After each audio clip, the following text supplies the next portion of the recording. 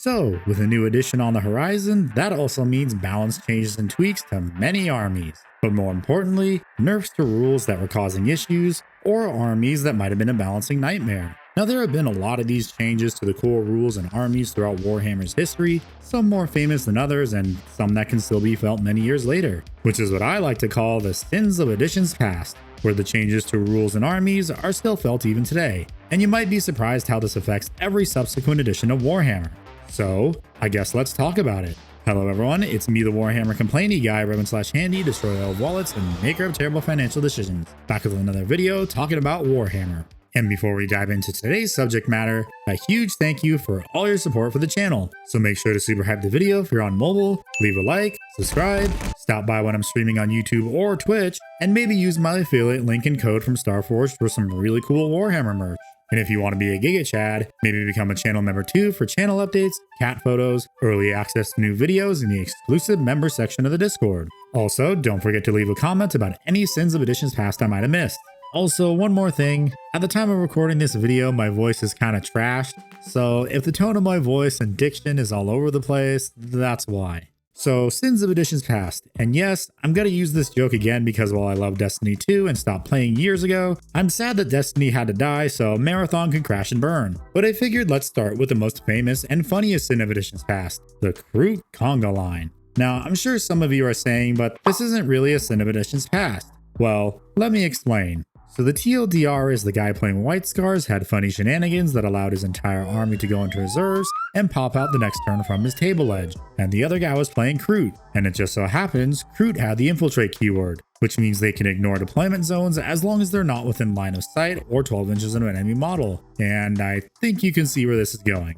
Kroot player lined up along the White Scars player's table edge. White Scars player couldn't deploy his models anywhere due to the rules of reserves. White Scars player called a judge to deliberate. Judge ruled that Kroot CONGA line was legal, and the White Scars player lost and was forever immortalized with this photo.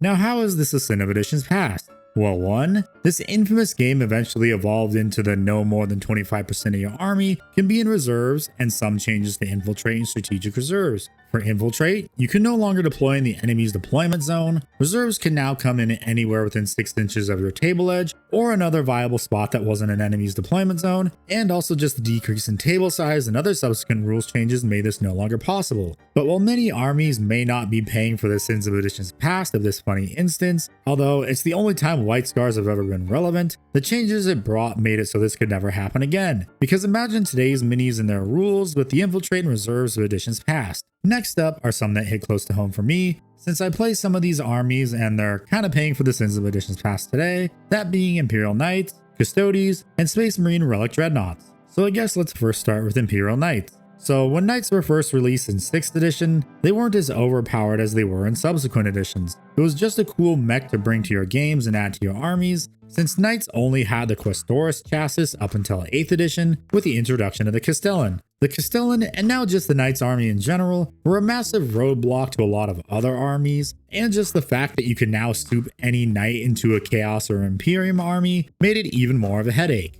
Anyone could use the Castellan since it had great gun profiles and could delete anything and everything. And believe me, everyone that could use it was using it. And 2, it coupled well with the newly completed Knights army since it was now a brick house of stat sticks that were stupidly hard to deal with and again, could delete anything. So come 9th edition, Knights got nerfed into the ground, they were not as durable, Codex was trash, points were stupidly high, limiting your army to just 2, maybe 3 big Knights if you were lucky, and a shitload of armigers. This is how we got the famous Walking the Dogs list for Chaos Knights, and just the spamming of armigers in general. Also, souping Knights was not really that great anymore, since you were limited to just 1 big Knight or 2 armigers, and you could only choose to use one army's army rules. And Knights are still kinda paying for it years later, being not that great, but still stat sticks that can be a slight inconvenience. And they also got indirectly nerfed in 10th edition, which only made the army more of a feels bad man. But yeah, Knights are probably the best example of sins of editions past, because they were an army that caused a lot of balancing problems, and they still do today.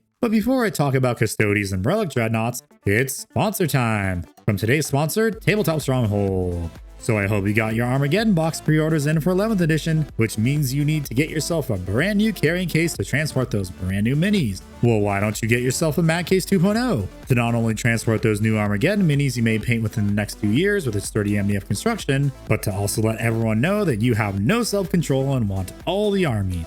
And transporting your minis is as simple as magnetizing them to these adjustable magnetic trays created by the all-powerful Magnet Wizard. But the Mag Case comes in a variety of sizes to transport just about any army, no matter how many you own. So you'll find that perfect Mag Case, like the Mag Case Mini for me, because it's small and compact.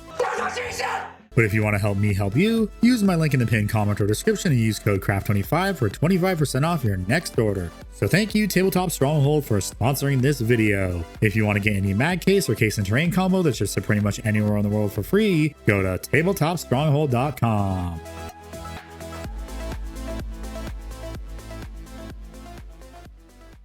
Okay, so Custodies and Relic Dreadnoughts. So Custodies are kind of similar in a sense to Knights being stat sticks that are just hard to kill, but Custodies for the most part have been okay except in 9th edition with jet bikes. So jet bikes were incredibly overpowered in 9th edition. They can move really fast up the board, had great rules that complemented the unit, like being able to just move an additional 6 inches instead of an advanced roll, with 4 strength 7 attacks at AP -3, damage 2, with usually 6 bikes in a unit. So you're looking at 24 attacks total, adding 1 to the wound roll if you charged or heroically intervened, and then add on top of that a shield captain on bike. So that's another 4 attacks, and did I mention they took the maximum number of jet bike units? Then using Solar Watch for the army rule, which makes you go faster with a +1 to advance and charge, along with rerolls with the Sally 4th enhancement and the Martial Kata that lets you advance and shoot. And then add on top of that, every bike is using salvo launchers, so you then have a maximum of 12 to 14 shots per unit if you include the captain, with strength 8, AP -4, D3 +3 damage ballistic steel 2 guns that will either wipe entire units in shooting, or they get obliterated in melee. And remember, the entire army is composed of jet bikes. And you can see how this became a huge problem, which is why when they finally got nerfed in the last year of 9th edition, in 10th, Custodies jet bikes were so bad that nobody wanted to use them. This is why there were so damn many of them on eBay for cheap, which is why in 10th edition you rarely ever saw anyone use more than 1 squad of 3 jet bikes, because the rules were ass at the start and they were so cost prohibitive to run, and they still kind of are. But they're slightly better now with some changes that were made to them, and unfortunately they're a shadow of what they once were in 9th edition, paying heavily for the sins of editions past. But next up is Relic Dreadnoughts. Now, they paid for the sins of editions past in both 9th edition, and they were taken out behind the barn in 10th edition. The reason being that in 8th edition, the only time Iron Hands have ever been relevant, they had a funny strategy where they could make their dreadnought unkillable. And it just so happens that everyone was running this funny list with Leviathan and Relic Contemptor Dreads. And if you know anything about them, they were a menace, especially the Leviathan, with its Storm Cannon array with heavy 10s, strength 7, AP -2, damage 2 shots, and did I mention it runs 2 of them?